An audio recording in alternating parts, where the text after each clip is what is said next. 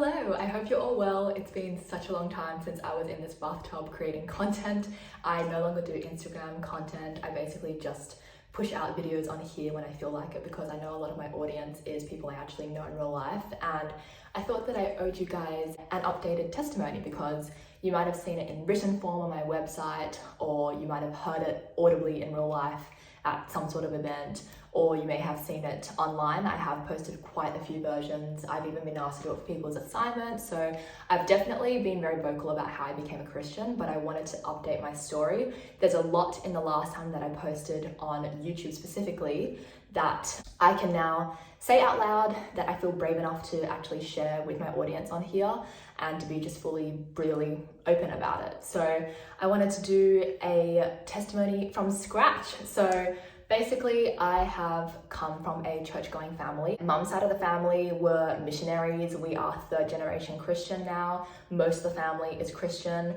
And on my dad's side, they are still Buddhist, but some of them are just more strongly affiliated with the Buddhist temples than others. Then I was born. I love both my parents, and I do have a pretty, I would say, better than average relationship with family, considering how many broken families there are in the world today. However, obviously it just wasn't perfect, and there were many times in my life that I was really stressed. I remember feeling that feeling of just stress and anxiety ever since I was 8 years old. That has actually contributed to a lot of why I feel quite a lot of anxiety to this day, and why I have to try and cope with my anxious tendencies, because I haven't been diagnosed with anxiety disorder or anything. Like, I don't take pills or anything for it. I do try and cultivate a less anxious personality, and that comes with just honestly telling myself to relax sometimes. I feel like that is one of the only ways to go about life, just to tell yourself that you're not in control of everything and God is. We went to church my whole life. I actually only moved from that church that I grew up in literally just last year, so very recently. I was in there for literally 23 years almost. Basically always like to have a lot of fun, sort of just enjoy myself. Like, that was my mantra from quite a young age, kind of just like, why can't I do what I want and enjoy life how I want, and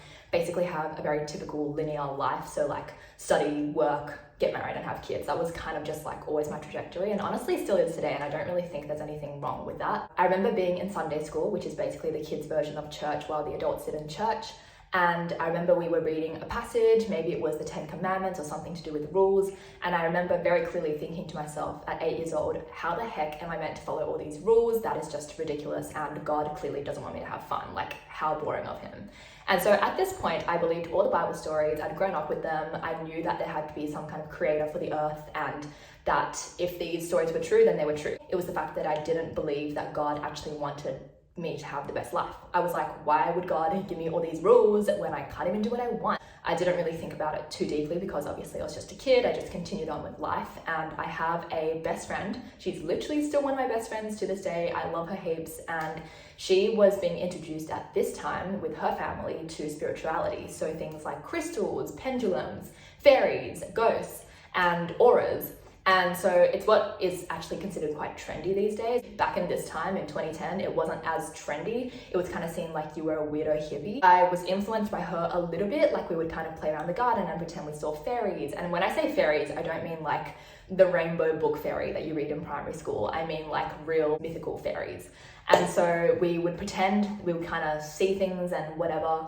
I feel like that time of my life maybe contributed a little bit to the fact that I can sense spirits now to this day. And obviously that's not a trait that I would like people to have. I have mentioned that in another video. I always knew in the back of my mind, like, no, like surely Jesus is more powerful than these things. Like, surely there's like a God who is bigger than this kind of spirituality. Don't really believe in it. So then moving forward, I became 10 years old. And at this point, I was obsessed with being an actress one day. I was like, I know it's a far-fetched dream. I know it's a big thing to want to be a Hollywood actress. At that time, there was basically no famous Asian actors. And I was like, you know what, I'm gonna do it. Like, I will be one of the first Asian people to really like break out there into Hollywood. And obviously, to this day, I have not, and I don't aspire to anymore. But during that time, I became so insecure about myself. So I was wearing really dodgy glasses. I had really buck teeth, which thank goodness my parents could afford dental care to actually fix. I basically just hated the way that I looked. Like, I remember being 12 years old, looking around my year 6 classrooms and looking at everyone coming in and out of them and thinking to myself, wow, I'm seriously the ugliest person here. Like, I found it very easy to find the beauty in my classmates, even if they weren't like the prettiest person ever. I found it really easy to just pick out features of them and be like, no, they are actually so pretty in this way. And so I was really hard on myself. I looked at myself and I was like, wow, I look like such a nerd. I look so ugly. There are no Asian celebrities to look up to for like a beauty standard. So like, why do I look like this? And everyone else seems to be really, really pretty. So that kind of superficiality obviously made me really insecure, especially when you're a tween and you're about to go into high school. It obviously does make an impact on you. And when I got into high school, I did still remain the pretty confident person that I was. Like, even if I didn't feel super confident, I still acted super confident as an extrovert. I had only ever been to the same school. So there were people who were joining my school for high school. The people that I knew was getting bigger and the range was getting larger. And I was thinking to myself, look at that person, let's label them. So that person's the popular one, that person's the one who knows all the boys, that person's the one who's really smart and she's gonna get like top 10 every year, that one's the one who has a really nice family. And so I really tried to label people. I didn't see them as multi-dimensional, I just saw them as very 2D, like you have this trait that you're really good at and that you should cherish, and that's what you're gonna work hard at. And so I thought to myself, okay, it's time for me to be friends with everyone. And by that, I didn't just mean I want to get in with the popular crowd. I meant I want to be friends with literally everyone, like be on everyone's good side, be friendly to everyone, get invited to every party possible, no matter if they were hosted by the cool or the uncool people. But yeah, basically make myself known. And obviously that does not bode well in most circumstances. At this rate, I was also pretty boy crazy. I'm 13 at this point, and I basically get into an unofficial relationship with a guy, and I can't even remember how long it lasts. I laugh about it now because I have mentioned it many times for the sake of my testimony, but it's just like such a silly little time in my life. I realized that I really just liked the attention of him. I hadn't actually liked him properly throughout that time. I knew that I wasn't going to marry this guy. I knew it wasn't actually a committed relationship. It was just kind of like, ooh, attention and like someone who really likes me. And so when he actually stopped liking me and we got into a fight, well, there were actually a bunch of fights, but we got into a fight and we decided to actually stop talking once and for all, that was when I was like, no, I do like him. And all of a sudden, to me, he seemed a lot cuter, he seemed a lot better, and he seemed a lot more like an ideal person to be with. And all of a sudden I was like, oh my gosh, why when the attention from him is taken away, do I suddenly feel like I need that attention back? Like I actually do like him genuinely, not just his attention. So at this time, I was actually looking into a bunch of people's Facebook profiles. I was also obsessed with Facebook at this point. Like I would go on it every single day. I would Skype friends, I would do all that kind of stuff instead of homework. And I noticed that there was a couple who was also unofficial, I guess what you would call nowadays a situationship, but they were a lot more public about it than I was. I knew the guy, but not the girl. And so they would do things like post profile photos with each other, even though everyone knew they weren't actually official. So I saw them and I would stalk them every so often because I was a little bit interested that their like path seemed so similar to mine. And so one day I decided to stalk the girl's profile, and they had broken up at this point, quote unquote. And I looked at her profile and I was like, whoa, why does she suddenly seem like she changed? And as someone who has been very online for a lot of my life, pretty much ever since I got social media, I kind of know how people are feeling by their social media sometimes. Like sometimes when you have kind of stalked profiles enough, you kind of just know. And I know that sounds really random, and I swear I don't just like sit on people's profiles all day, but I think you do get that kind of skill eventually. So I could tell that something was up by her photos, her captions, her demeanor, her online one at least. And so I thought to myself, what is that? She seems a lot calmer, a lot more like, in a sense, beautified. Like it was in a really peaceful way. And I looked at her content and I realized she had decided to take her faith seriously in God. And I was like, whoa, that is kind of crazy that she has changed so much and it's literally bouncing off a social media page to me, a stranger. And it's so whack that she has become this person who seems really at peace and really godly all of a sudden. And so it was a long time coming. Obviously, up until this point, there were moments in my life where I had still like considered myself Christian from the age of 12 and had, tried to work on my faith and still went to church and youth and all of that. It hadn't really hit me till that point to really put Jesus as center of my life. And so that's what I did. I actually followed what I felt like she was putting out. I saw her as a sort of online role model, and we're actually friends to this day because one day about 4 years ago, I actually reached out to her and told her my story about her, and she was like, no way. So I have seen her a few times since, and she's a lovely gal. After that was really my actual Christian journey. So actually trying to put my faith into God, putting my everything into Him. And that year, honestly, I felt like I was the most calm I've ever been in my life when I was 15, because I guess when you have Jesus as your first love, like you really fall in love with Him and with the faith and with community, and you really want to learn to serve Him, that's what happens. So I remember I was really good at refraining from gossiping. I was doing prayer every night. I was trying to evangelize to as many people as possible. It was just a crazy time of my life, and I look back and I'm like, wow, I had so much fervor for the Lord. That was actually kind of a mental battle for me for the last few years, and you'll know why later, but I kind of started to compare myself to my 15-year-old self. Like, why are you not as strong in your faith? Why are you not as passionate about God anymore? And I realized that that's obviously such a different time in my life. Like, I was so much younger, so much more naive, and I'm not saying that like a mature and very well-lived person can't have that same fervor for Jesus, obviously, but it's just like I can't really compare myself to myself back then. It's just unfair in general. That was basically what happened from that point on until the end of school, and obviously there were ups and downs, but I have touched on them in other versions of my testimony in the past. So now it's time for the real chunk that I am updating you guys on, because I feel like in my last testimony, there was a period of time where I said that I couldn't really tell you guys what was going on, and I felt like I was kind of lost. A confused child transitioning into being an adult as a 20-year-old when I posted that.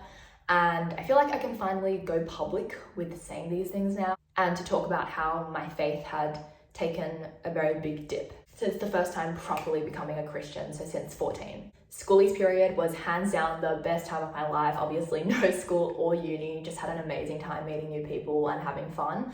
And in uni that pretty much continued. I was like living my happy life. I really liked the degree that I chose, and I was just, you know, going through life, basically having fun and going out all the time.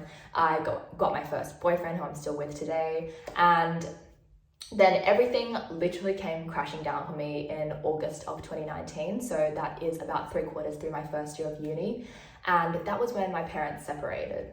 And it's something that I wasn't allowed to say to anyone for a very long time. I went to uni counselors. I dropped little hints at people I knew here and there. And I just found it so hard to tell, especially my close friends, because I didn't want to deal with the reaction. Like, I didn't want to have people kind of feeling sorry for me and then kind of making me cry, dealing with the questions about it, or like the confused faces. And I know that ultimately it is my parents' issue and decision, but also obviously me being the child, I was affected by it. And as someone who also believes in the power and the goodness of marriage, it was also a shocking blow to me, because I honestly didn't really think that it would happen to my family. During that time of my life, I just remember telling my friend, I felt like I was in an earthly hell. Like, I felt like I was really confused. What I felt the most was unfairness, and that's something that I feel quite a lot as an emotion that I'm trying to work on in general. But I felt like it was unfair that I had to be the child trapped between the parents, especially as the eldest. I have a lot of pressure on myself that I have slowly come to realize more and more in the past year or so. Like, I really feel that eldest child pressure, unfortunately, and I try and take it in my stride. Obviously, I try and be the best older sister I can be, but sometimes it's so hard, and I just wish that I had an older sibling myself. But I basically was really stressed and confused, and at first I actually found it quite easy to cling to God. I went to Him, I listened to worship music, and I actually still felt pretty good about my faith despite such a terrible thing happening in my life. And with this period of my life, which was already the second semester of uni ever for me, I knew that I had to do a lot of self-reflection. So I was journaling intensely, I was going out by myself, I was basically just doing a lot of soul searching in a sense, because it was like something that had shaken up my normal life so much. And then we get to 2020, obviously the lockdown COVID year where everything just came shutting down. And for me, this was in my first week of uni that we heard that it was basically shut down and was going to be online. And I was so happy. Everyone else was really sad. I was happy because I had felt like that the previous half year of my life, ever since my parents had separated, had been so hard on me mentally and physically that I felt like having that rest and knowing that I could just stay at home was amazing. It was like the biggest blessing ever. I was like, yes, I get a quiet life at home, even if it's just for a couple months of a lockdown, I get to like sit here at home. That kind of pause in my life was obviously really good, but it did mean online church. And unfortunately, I never got into online church. I attended full services, I would say all lockdowns, maybe a total of 15 times or even less, because I found it so hard to be sitting there trying to write notes like usual, trying to sing on Zoom, trying to act like I was not just checking my emails because it was all on my computer. So obviously I was tempted to go on other websites, and I really didn't like church at that point. I was like, there is no point in this. And so instead I would listen to sermons that were posted on YouTube by other churches. And even though obviously this is great, it's not the same as having that community. And I know I'm complaining about this as if I was the only person who went through it, but obviously everyone had that lockdown church experience. In general, just felt really jaded by life because this was the first bad thing, like actually bad, that had really happened to me. And to this day is the worst thing that has happened to me so far. Obviously I'm prepared for even worse things to happen in my life. It's not like anyone died, but it is still something that is really confronting and hurtful for me. And I feel like I'm at a stage where I can actually talk to the camera about it. Whereas I feel like even a year ago, I wouldn't have been able to. I was kind of trying to figure out all of the life lessons I had in life that weren't necessarily Christian, like things that I was figuring out myself as just a young adult. Life happened, but eventually when things were pretty much back to normal, there were no more lockdowns, I felt really demotivated to even go to church. Sundays became a source of pain for me, actually. I didn't even look forward to that day of the week anymore, because I would go to my morning service of church and then I would have to go straight to lunch with my dad and siblings because it was the only time that I would see my dad. And so then I couldn't see my church friends at lunch. And everyone who's gone to church knows that whether you go to the morning church with lunch or the night church with dinner, knows that if you go to those meals after the church, which aren't compulsory, but if you do go, you obviously get to know the people better and you feel like you're way more a part of the community than if you didn't go. And so I was missing out on those lunches, and that made me feel even more demotivated because it meant that the people I felt close to at my church just shrank and shrank. By the time I got to post our second Sydney lockdown, so this is around 2022 now, just a couple of years ago, I was burnt out. Not because I had done too much, not because there was too much on my plate, too much going on, but because there was nothing going on. Fell into this slump when it came to church, and I don't really know what I was thinking at that time because it's all such a blur to me. I guess I just felt that demotivated, sort of like how I felt for studying for the HSC, to be honest. I just felt like there was no point. I felt like I didn't need to go to church. I knew the importance of it, but I felt like I couldn't get myself to go. And so I was basically just going to my own church sometimes, visiting Bill's church sometimes, visiting the church I currently go to now sometimes, but definitely not often enough.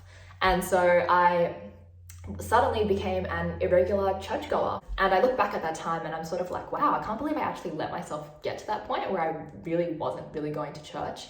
At this time, I remember saying to one of my friends, I feel like I'm still Christian. It's not that I don't believe in God. It's not that I want to walk away from Jesus. It's the fact that I feel like I don't even know how to be a Christian anymore. Like I felt so numb in my faith. I didn't see him in my life. Like I didn't feel his presence in my life. And at this time as well, I started my first full-time job, which I have ranted about. I started my first full-time job and it was really stressful with no work from home and long commutes. So by the time I got home every day, I basically showered, ate dinner and fell back asleep again for the next day. And so obviously weekends, I was either exhausted or trying my best to use that free time to see my friends. So during that time, I was also really stressed to the point where I had absolutely no capacity to think about anything, let alone thinking about my faith seriously. Like my room was perpetually messy. You couldn't even see a clean spot of my desk because it was filled with things and everything was on the floor all the time. I am very type A of a person, like I would clean when I need to. And so for that to happen for weeks and even months on end was really concerning actually. And at this point, basically, I was only going to weekly Bible study as well as monthly discipleship, which means that a friend and I were being mentored by someone else. That was basically what I was doing in terms of my Christian life. Like I wasn't praying to God myself. I wasn't reading the Bible in my own time by myself. I was literally just doing those two activities. And so it wasn't that I wanted to say no to God and start living my own life and just not being a Christian anymore. That's not what I want to come across as.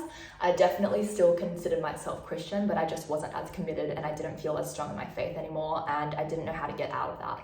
After this happened for quite a while, especially with pretty much only visiting my previous church basically monthly at this point, and that is like pretty bad when you've gone there your whole life and you're literally like a member by family. But I decided that this was the time that God was telling me to move churches. I had always known ever since I was 15 that I wanted to move from my church eventually, like the one that I grew up in. I knew that it wasn't the place for me specifically. And so I knew that there was a time that would come where I would move, and I didn't know when. I was trusting that God would reveal to me the time when. And so at this point I was like, you know what, let's make a change. I'm actually going to start visiting my current church now. So I visited my current church for actually something like 8 or 9 months before I actually decided to join last year. And it's now been 8 months at my church. So it has been a great time.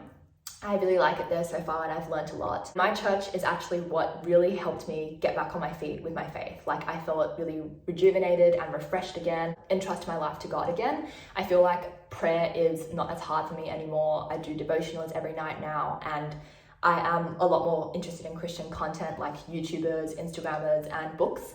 I look back now and I can't really believe that I went through that time in my life, especially because at that time I just wasn't really thinking about it. Like, it's only when I look back now that I'm like, wow, I went through such a low period of my life and my faith.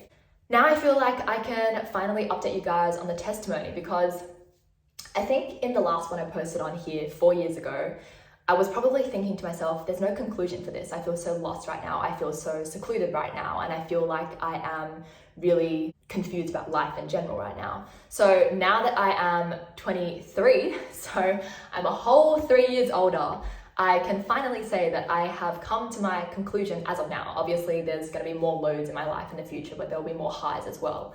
And so I am finally at a point where I can feel like, even though life is so tough, and I definitely discovered that in 2019, I feel like now, half a decade later, I can truly say that God has been really patient with me throughout this whole time. Like, I can say that I have a lot of endurance and that I'm patient with myself, or I love myself enough. I can say those things that the world likes to say these days about self-love, but the fact of the matter is that God is the person who sustains you and me, and He's the one who is actually in control of our lives. Like, we are not the ones who can control every single outcome and can know exactly the consequences of each of our choices. Like, He's the only one who is sitting up on His throne in heaven, looking at us and being like, I know exactly what plans I have for you, and I love you, and the plans are going to be the best outcome for your life, even if you don't feel it at the time. And so I feel like there's always a silver lining to everything. Even before I was a Christian, I kind of thought that way. And even though I've definitely become more negative as the years have gone on and I've just become more jaded about things, I can definitely say that God is someone who is very kind to us. He's someone who has seen me sin millions of times. He looks to His right, to Jesus, who's sitting next to Him on the throne, and He knows that Jesus has saved me. That is what is incredible about this faith. It's the fact that I know that I have messed up so many times. Bad things have happened to me for sure. And people don't plan for bad things to happen to them. Obviously, we only plan for the good. But it's the fact that I have been sustained through the past half decade, in the fact that I have become someone who wants to be a godly woman. I want to be someone who honors God in what I do. Even the way I dress, I kind of never understood the whole concept of dressing modestly. I was always like, oh, just get with the times, like, who cares what I wear? But recently, I've actually been a lot more convicted to just dress nicer and to just cover more of my body up, because I finally understand the preciousness of the body. And so there's little things like that that have only come in the past year or so to me. And it's the fact that my faith has finally strengthened, and I finally feel like I can really trust in God again, can see His providence in my life, even when I was in those low periods where I was basically ignoring Him and just didn't want to pray to Him. He still got me through those times, and He still gave me blessings. He still gave me all those good times. And so that's definitely something to not take for granted. We actually shouldn't expect goodness to come to us. I feel like a lot of people are brought up in terms of, like, if you manifest or if you work hard, or in general, everyone's born into this world and deserves good. Not really. Like, I'm not saying that we should all be born into, like, full-on poverty or starvation or anything like that. But I do feel like we get a little bit too up ourselves when we say things like that. We're not in control. So the fact that we think that everyone just deserves a good life is actually pretty misleading. That's actually not the case, and all good things should be seen as blessings from God. They shouldn't be seen as, yep, I deserve that anyway, so, like, obviously I'm going to get the good thing. Like, no, it's all about knowing that God has you and appreciating Him for doing that. So thank you for watching. Thanks for listening to my story. I'm sure I'll have some kind of update in the future again. A testimony is not just about that one moment that you became a Christian, which for me was at 14. It's about that constant ebb and flow of life, the constant up and down, and the fact that you can be honest about your faith, because it's not easy being a Christian. It literally says in the Bible that you're taking the narrow road in life. It is so much easier to follow your own passions and desires and not follow the Bible at all in life. But where does that end you up in? It doesn't end you up in heaven. And even though that's not like my only motivation for being Christian, obviously it's not just so that I can like not spend eternal life in hell. I would like to spend my life honoring God as best as I can, and maybe certain circumstances, certain periods, maybe the days, weeks, months, or even years of life where I just don't feel like doing anything for God and I feel very lost and full on. Even if those times happen again, and I'm sure that they will, they are moments in time where I still have Jesus's forgiveness of me. He's still watching over me despite me not necessarily looking up to him. And I feel like that is something that is really special, something that is not to be taken for granted. Faith is such a special thing. And I honestly feel sorry for people who are agnostic or atheist, because it's the goodness of knowing that God is shining down on you and that Jesus has died for your sins that really makes life worth living. I know that it sounds really disconnected or sort of random, like how do you even get to that conclusion if you're not in the faith? But it's such an intriguing experience, like knowing that there's a God in your life who is spiritually there for you, a source of light, like a source of joy, comfort, strength, all of these things that humans and objects can't always give you. They might be able to give you happiness, it might be fleeting, it might be that you get disappointed by them every so often, and so God is someone who is always there and who will never give up on you.